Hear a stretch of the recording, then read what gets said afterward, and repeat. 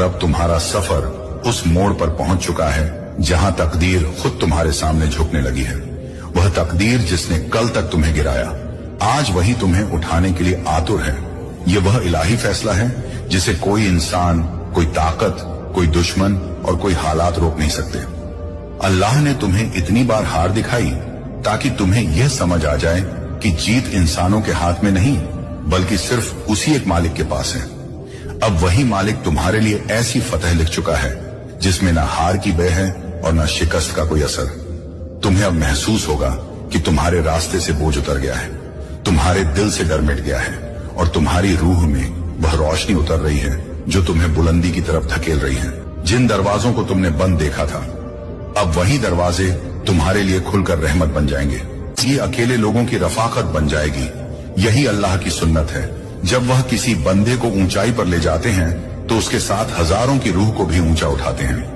अब तुम्हारा सफर ऐसा होगा कि मुश्किलें आते हुए भी रहमत का जरिया बनेंगी, ठोकरें खाते हुए भी तुम्हें मजबूत करेंगी और हर नाकामी तुम्हारी नई कामयाबी की सीढ़ी बनेगी।